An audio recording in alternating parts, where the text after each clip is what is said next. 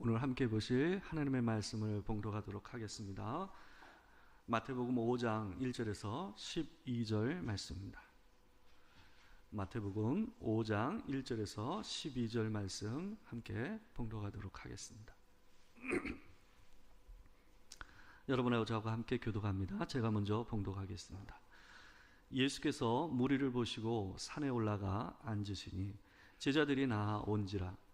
입에 열어 가르쳐 이르시되 심령이 가난한 자는 복이 있나니 천국이 그들의 것이며 애통하는 자는 복이 있나니 그들이 위로를 받을 것이며 온유한 자는 복이 있나니 그들이 땅을 기업으로 받을 것이며 의에 줄이고 목마른 자는 복이 있나니 그들이 배부를 것이며 긍휼히 여기는 자는 복이 있나니 그들이 긍휼히 여김을 받을 것이며 마음이 청결한 자는 복이 있나니 그들이 하나님을 볼 것이며 화평하게 하는 자는 복이 있나니 그들이 하나님의 아들이라 일컬음을 받을 것이며 의를 위하여 박해를 받는 자는 복이 있나니 천국이 그들의 것임이라. 다 같이 읽겠습니다. 한 절 더 있습니다. 제가 읽고 마지막 절 같이 읽겠습니다. 나로 말미암아 너희를 욕하고 박해하고 거짓으로 너희를 거슬러 모든 악한 말을 할 때에는 너희에게 복이 있나니 기뻐하고 즐거워하라. 하늘에서 너희의 상이 큼이라. 너희 전에 있던 선지자들도 이같이 박해하였느니라. 아멘. 오늘은 마태복음 5장 1절에서 12절 말씀을 가지고 의를 위하여 박해받은 자라는 제목으로 하나님의 말씀 전하도록 하겠습니다. 우리가 이제 오늘까지 8주에 거쳐서 이 8가지 복, 예수께서 산 위에서 하신 8가지 복에 대한 말씀에 대해서 우리가 생각해 보고 있습니다. 그 마지막으로 오늘은 의를 위하여 박해받은 자에 대해서 그가 가진 복에 대해서 우리가 생각해 보는 시간을 갖도록 하겠습니다. 우리가 지난주에 봤던 이 화평하게 하는 자라는 것과 이 의를 위하여 박해받은 자라는 이 복, 이 두 사람의 모습은 뭔지 모르게 두 개가 이 부딪히는 것처럼 보입니다. 두 개가 함께 있는 것이 잘 어울리지가 않아요. 왜 그러냐 하면 화평이라는 것은 손해를 보더라도 다른 사람과 평화로운 관계를 유지하는 거라고 한다면 의를 위하여 박해를 받는다는 의미는 뭔가 모르게 느낌이 어떠냐 하면 이 투사적인 느낌이 들지 않습니까? 옳은 것을 위해서 뭔가 어려움을 뚫고 나가는 모습을 갖다가 보여주는 게 의를 위하여 박해를 받는다라는 이 말의 의미인 것 같아요. 그러다 보니까 이 둘이 함께 있는다라는 게 좀 어색해 보여요. 근데 우리가 예수께서 하신 이 말씀의 의도를 잘 보게 되면 어떻게 이 둘이 함께 할 수 있는지에 대해서 생각해 볼 수 있을 것입니다. 여기에 나오는 의라는 말은 우리 단순히 우리가 생각했을 때에 생각하면 말 자체의 의미는 옳은 것, 그죠? 참된 것, 그리고 다른 말로 얘기하면 진리라고 표현할 수가 있어요. 그러니까 진리를 위해서 참되고 옳은 것을 위해서 박해, 어려움을 당하는 일은 복되다라고 예수께서 얘기하고 계신 거예요. 근데 우리가 옳은 것, 참된 것, 진리에 속한 것은요, 반드시 어떤 것을 전제로 하냐면 거짓을 전제로 합니다. 이게 무슨 말이냐 하면 어떤 것이 옳다라고 얘기하는 것은 다른 것을 뭐예요? 얘기하지 않아도 다른 것은 틀렸다, 잘못됐다라는 의미를 전제하기 때문에 그렇습니다. 그래서 의에 속한 것, 옳은 것은 항상 어떠냐 하면 옳지 않은 것과 갈등과 부딪히는 문제가 생길 수밖에 없어요. 의에 속하였다라는 것은 그런 의미를 담고 있습니다.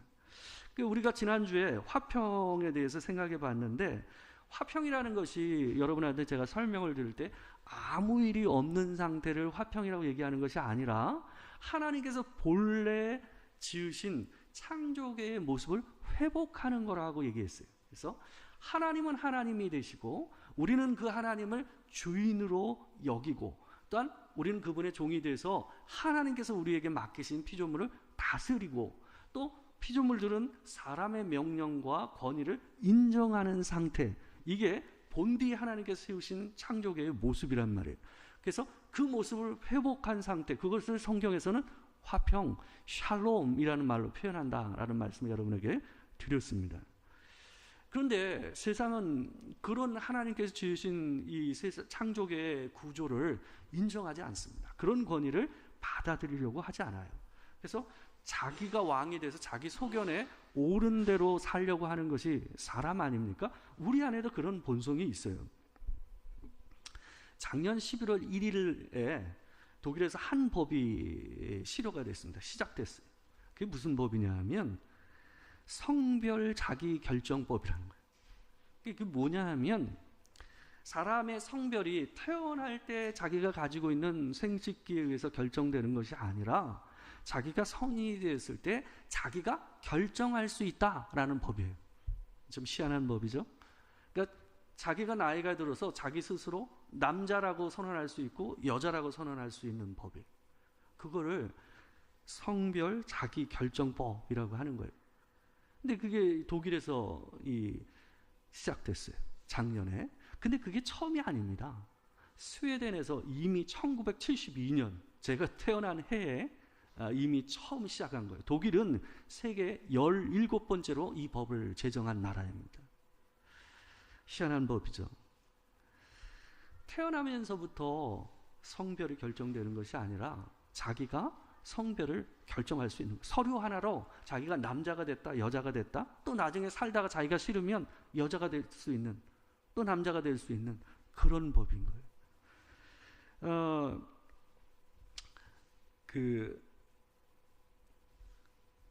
이 성별을 갖다 기입하는 나라예요. 외국 같은 경우는 이런 법이 있는 나라는 맨과 우먼으로 되어 있지 않아요. 또 하나가 있어요. 뭐가 있어요? 디퍼런트라는 게 있어요.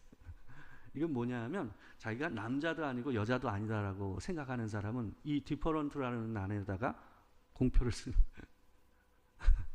어떤 나라는 X로 되어 있는 데도 있어요. 자기가 남자도 아니고 여자도 아니라고 생각하는 사람은 어때요? X라고 펴진 난에다가 공표를 쓰면 돼요. 희한하죠? 그래서 이런 나라들은 이 엄마 아빠의 이름을 쓰는 난에다가 엄마 아빠라고 쓰지 않아요. 그걸 성차별적인 언어라고 하기 위해서 어떻게 되어 있냐면 parent 1, parent 2라고 써 있어요. 왜요? 부모 중에 둘 다가 같은 성이라고 생각하는 사람이 있을 수 있으니까. 이런 나라, 이런 세상.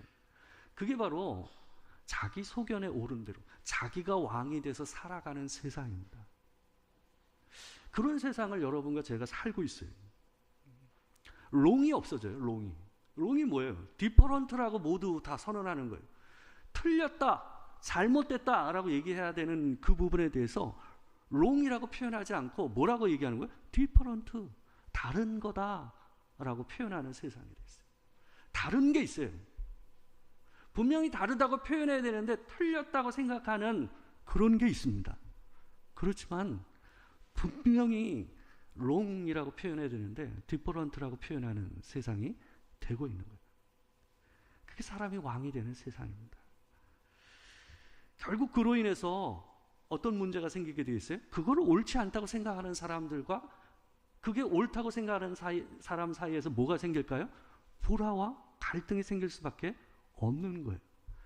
그래서 예수님께서 우리를 향해서 평안을 너에게 주노라 라고 얘기하신 예수님께서 우리를 향해서 누가복음 12장 51절에서 뭐라고도 얘기하셨냐면 이렇게 얘기하셨어요. 우리 같이 한번 읽어보겠습니다. 자, 시작. 내가 세상에 화평을 주려고 온 줄로 아느냐? 내가 너에게 이르노니 아니라 도리어 분쟁하게 하려 함이로라. 왜 그럴까요? 하나님께서 예수 그리스도께서 이 땅에 오셔서 진리를 바로 세우시고 무엇이 옳고 그른지 그것이 디퍼런트가 아니라 롱이라고 선언하는 일을 예수께서 이 땅에 오셔서 하셨기 때문에 그래요. 예수께서 자기를 향해서 뭐라고 그랬습니까? 나는 곧 길이요 진리요 생명이니. 예수를 믿는다라는 것은 그런 거예요. 그냥 마냥 모든 것을 갖다 좋게 받아들일 수 있는 게 아니라 우리가 예수를 따른다라는 것은 그분을 믿는다라는 것은 롱을 인정하는 거예요. 잘못됐다라는 것을 인정하는 거예요. 그래서 우리가 의를 위해서 사는 사람은 어때요? 박해, 미움을 받을 수밖에 없는 요소가 있다라는 거예요. 우리가 의를 위해서 박해를 받는 자라는 말이 어떤 의미인지는 오늘 이어지는 본문 11절을 보게 되면 그 말의 의미를 정확히 좀 더 알 수 있게 됩니다. 마태복음 5장 11절 말씀을 보게 되면 앞에서 의를 위하여 박해를 받은 자라고 표현된 말이 다른 말로 바뀌어 있어요. 나로 말미암아라는 말로 바뀌어 있어요. 누구? 예수 그리스도. 나로 말미암아 너희를 욕하고 박해하고 거짓으로 너희를 거슬러 모든 악한 말을 할 때에는 너에게 복이 있나니. 그러니까 여기서 얘기하는 의를 위하여 박해를 받는다라는 건 뭐예요? 예수 그리스도를 따름으로 인해서 그분이 하신 말씀과 그분이 하신 행동을 따라 행동하는 삶, 그 삶으로 인해서 어떻게 해요? 어려움을 당하는 일, 그걸 얘기하는 거예요. 그게 의를 위하여 박해를 받는다라는 말의 의미인 거예요. 그래서 마틴 로이드 존스 목사는 우리가 세상에서 박해를 받는 이유를 예수를 닮았기 때문이다 라고 표현했어요. 우리가 예수를 닮아가기 때문에 세상에서 미움을 받고 때로는 박해를 받는다 라고 얘기했어요. 예수님은 제자들에게 미리 이런 일이 있을 것에 대해서 요한복음 15장 18절에서 21절 말씀에서 20절 말씀에서 얘기를 하셨습니다. 제가 한번 읽어드릴게요. 세상이 너희를 미워하면 너희보다 먼저 나를 미워한 줄을 알라.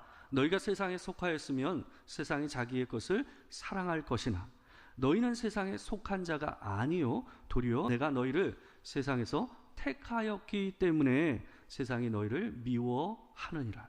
내가 너희에게 종이 주인보다 더 크지 못하다 한 말을 기억하라. 사람들이 나를 박해하였은즉 너희도 박해할 것이요 내 말을 지켰은즉 너희 말도 지킬 것이다. 예수께서 세상이 우리를 미워하는 이유를 뭐라고 얘기합니까? 우리가 세상에 속하지 않았기 때문이에요. 우리가 같은 세상에 속한 사람들이었어요. 그런데 하나님께서 예수 그리스도께서 우리를 세상에서 빼셔서 당신에게 속한 자로 살게 하셨어요. 그 말은 그분이 하신 말씀과 그분이 하신 행동을 따라 우리가 살게 되었다라는 거예요. 그로 인해서 우리가 소속이 바뀜으로 인해서 우리가 이 세상에서 미움을 받게 되었다라는 거예요. 우리가요 세상에서 옳은 일, 좋은 일, 착한 일을 하게 되면 주변에 있는 사람들이 좋아할 것 같죠? 그렇지 않습니다. 우리가 다 똑같이 살다가요 갑자기 누군가가 좋은 일, 착한 일, 좋은 말을 하잖아요. 주변에 있는 사람들이 우리를 의심하기 시작합니다. 쟤 왜 저래?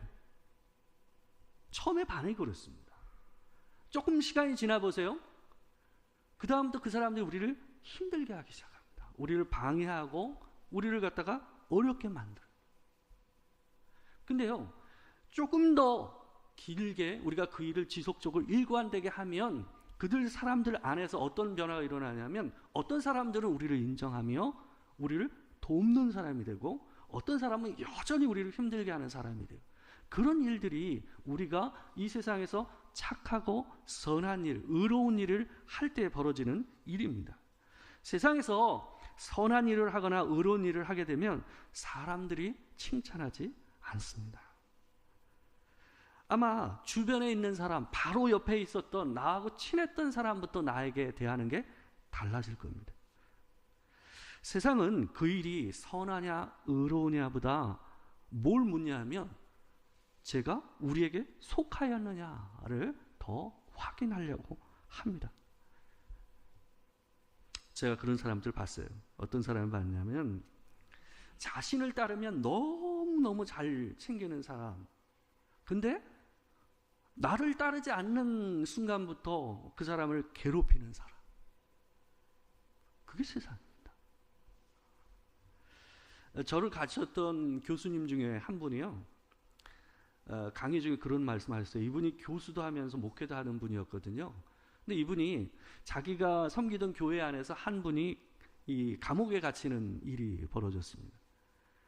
불법한 일을 한 거예요. 더 많이 돈을 벌려고 아마 엉뚱한 짓을 한 것 같아요. 근데 이제 신방을 가야 되니까 감옥에 갇혀 있는 분한테 면회 가서 이 목사님이 그분한테 그랬답니다. 아유, 집사님 얼마나 힘드세요? 많이 힘드시죠? 라고 얘기한 거예요. 근데 이분이 하시는 말씀이, 예수 믿는 사람이 고난을 달게 받아야죠. 웃음 나오죠. 근데 되게 이런 생각을 많이 갖고 있어요, 사람들이. 자기가 예수로 인해서, 하나님을 믿음으로 인해서 받는 고난과 자기 스스로 자초한 고난을 분별하지 못해요. 자기 인생 안에서 그게 뒤죽박죽돼서 판단되는 경우들이 굉장히 많습니다. 그건 예수를 위해서 받은 고난이 아닙니다. 이 교수님이 그 얘기를 듣고 막 속에서 천불이 나는 걸 갖다 누르느라고 굉장히 힘들었다는 얘기를 저한테 하시는 기억이 저한테 남아 있습니다. 자연인이 그냥 누구나 당하는 고난이 있을 수 있어요. 또한 내가 말과 행동에 있어서 실수를 해서 당하는 어려움도 있어요. 또한 내가 한 단계 더 나아가서 아까 그 사람처럼 불법을 행해서 그로 인해서 당하는 어려움이 있단 말이에요. 그걸 구분을 할 줄 알아야 돼요. 베드로가 이 베드로전서 4장 15절 16절 말씀에서 그래서 이런 말을 한 거예요. 너희 중에 누구든지 살인이나 도둑질이나 악행이나 남의 일을 간섭하는 자로 고난을 받지 말려니와 만일 그리스도인으로 고난을 받으면 부끄러워하지 말고 도리어 그 이름으로 하나님께 영광을 돌리라. 우리가 당하는 어려움을 구분할 줄 알아야 돼요. 우리가 어려움을 당한다고 꼭 그것이 우리가 예수 믿는 자의 표시가 아니다라는 것을 얘기하고 있는 거예요. 예수님은 의를 위해서 박해를 받을 사람이라고 예수님은 의를 위해서 박해를 받을 사람이라는 표현을 쓰고 있지 않습니다. 그리고 받을 마음이 있는 사람이라고도 표현하고 있지 않아요. 오늘 본문에 나오는 표현을 갖다 잘 보세요. 뭐라고 되어 있냐면 의를 위하여 박해를 받은 사람이라고 되어 있어요. 이미 박해를 받은 거예요. 그분을 위하여 자기가 기꺼이 어려움을 감내한 거예요. 왜 어떻게 이런 삶이 가능할 수 있을까요? 우리가 어려움을 감내하면서 하는 일을 생각해 보세요. 어느 때에 그런 일을 합니까? 내가 사랑하는 일과 내가 사랑하는 사람을 위해서 살 때에 그 어려움을 감내합니다. 그러니까 의를 위해서 박해를 받는다라는 일은 무엇을 통해서 이루어지냐 하면 내가 예수를 사랑하는 거예요. 우리는 박해를, 고난을 위해서 살지 않아요. 왜 우리가 박해를 위해서 삽니까? 우리가 왜 고난을 위해서 삽니까? 그게 삶의 목표는 아니에요. 예수님이 얘기하고자 하는 것은 뭐냐 하면 우리가 하나님을 사랑해서 예수 그리스도를 사랑하고 그분을 따르기 때문에 우리 안에 벌어지는 어쩔 수 없는 뭐가 있다라는 거예요? 고난과 어려움이 있을 수밖에 없다라는 얘기를 예수님께서 얘기하고 있는 거예요. 예수님께서 베드로가 3번 예수님을 부인하고 저주했을 때에 그를 다시 이제 부르는 것처럼 했을 때 하나만 확인했어요. 만났을 때 뭔만 얘기하셨어요? 동일한 질문을 3번을 반복하셨잖아요. 뭐요? 내가 나를 사랑하느냐? 내가 나를 사랑하느냐? 그거 말고는 예수께서 베드로에게 물으신 게 없었어요. 그러니까 우리가 하나님을 따르고 예수 그리스도의 말씀과 그분을 따라 사는 삶을 사는 것, 그러므로 인해서 고난을 기꺼이 받아들이는 것은 뭐하고 관계되어 있어요? 우리가 그분을 사랑하는 거예요. 우리가 자식을 사랑하니까 우리 준서가 6개월 만에 휴가 나왔어요. 우리 입장에서 6개월 금방 갔다 하지만 우리 아들 그거 되게 싫어하더라고.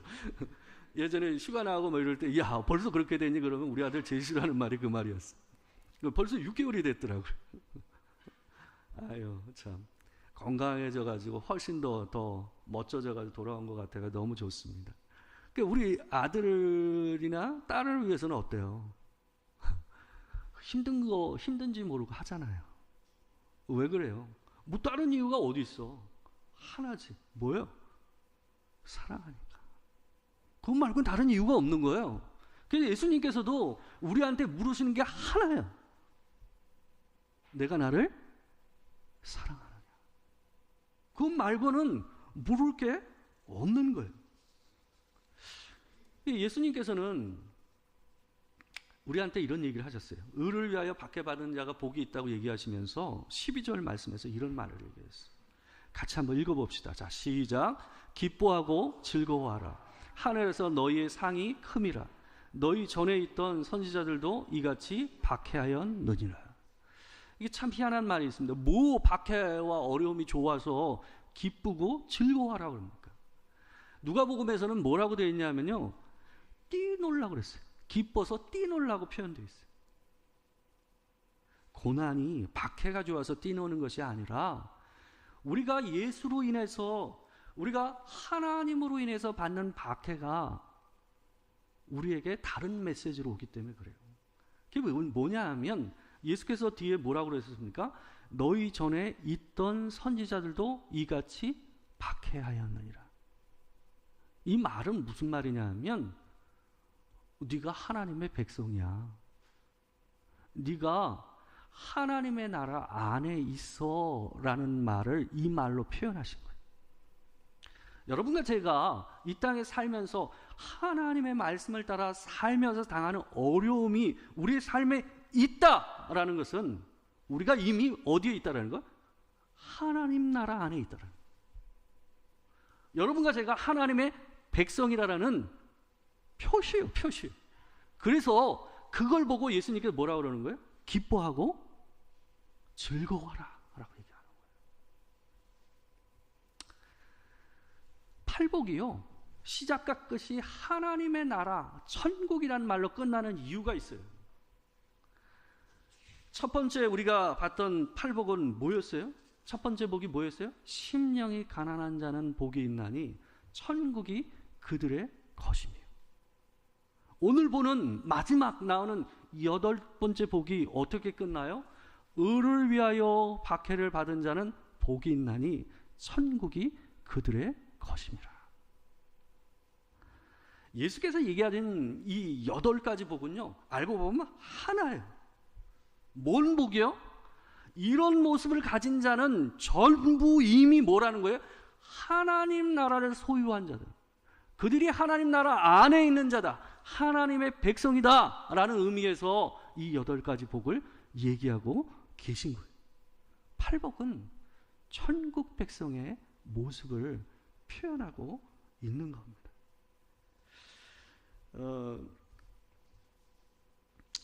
예수님께서는요, 모든 사람이 너희를 칭찬하면 화가 있다라고 얘기하셨어요.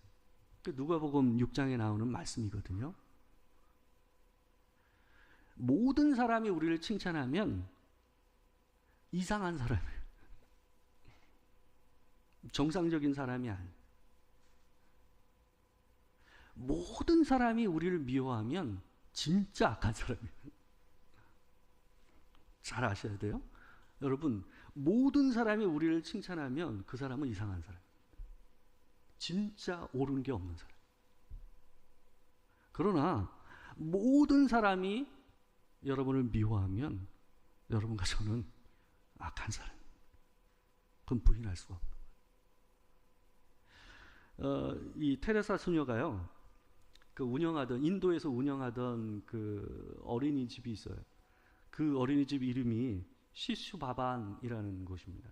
근데 그 시슈바반이라는 어린이집 벽면에 붙어 있던 글귀가 있습니다. 우리한테 참 생각을 하게 해주는 겁니다. 같이 한번 읽어보시겠어요? 글귀를 한번 보시면서 한번 읽어보세요. 2페이지에 있습니다. 걸쳐서 있습니다. 같이 한번 읽어보겠습니다. 자, 시작. 사람들은 종종 불합리하고 비논리적이고 자기중심적이다. 그래도 사랑하라. 당신이 선한 일을 하면 이기적인 동기로 하는 것이라는 비난을 받을지도 모른다. 그래도 좋은 일을 하라. 당신이 성공하면 거짓된 친구들과 참된 적을 만날 것이다. 그래도 성공하라. 당신이 정직하고 솔직하면 상처받을 것이다. 그래도 정직하고 솔직하라. 당신이 여러 해 동안 만든 일이 하룻밤에 무너질지도 모른다. 그래도 만들어라. 사람들은 도움을 필요로 하지만 도와주면 공격할 것이다. 그래도 도와주어라. 세상에서 최선을 다하면 당신은 쫓겨날 것이다. 그래도 최선을 다해라. 공감이 가지 않으세요? 여러분, 인생에서요, 그래도 해야 할 일이 있는 사람은 그 인생이 의미 있는 인생입니다. 그 말은 뭘까요? 여기서 나오는 그래도는 어려움, 박해를 의미하는 거예요. 힘든 일이 있어도 뭔가를 내가 해야 하는 일이 있는 사람, 그 인생은 의미 있는 인생이에요. 사명감으로 사는 인생. 근데요, 그 그래도가 예수 그리스도로 말미암으면 복된 인생입니다. 그 은혜가 여러분과 제게 있기를 주의 이름으로 축원합니다. 기도하겠습니다. 사랑하는 주님, 그래도 우리가 해야 할 일이 있고, 그래도 옳은 말을 해야 되는 것이 있음을 믿습니다. 하나님, 그런 의미 있는 인생, 그 이유가 예수로 말미암은 그런 복된 인생 살 수 있는 우리가 될 수 있도록 주님 도와주시기를 소망합니다. 세상은 점점 더 롱을 디퍼런트라고 얘기합니다. 하나님이 없이 스스로 모든 것을, 태어남도 죽음도 자기의 성별도 모두가 자기의 것이라고, 내가 결정할 수 있다고 얘기합니다. 하나님, 이 악한 세대에 하나님 옳고 그른 것, 다른 것을 제대로 분별하여 하나님 앞에서 참된 그리스도인으로 살아내는 우리가 되게 하여 주시옵소서. 우리에게 천국을 허락하시고 그 백성답게 살게 하시는 하나님 감사합니다. 지금 우리 주 예수 그리스도의 은혜와 아버지 하나님의 크신 사랑과 성령의 교통하심이 진실로 하나님 앞에서 그래도 틀렸다, 그래도 맞다, 그래도 그 일을 해야 한다라고 생각하며 살기를 원하는 이 자리에 있는 모든 성도들 가운데 지금부터 영원토록 함께 하시기를 축원하옵나이다. 아멘.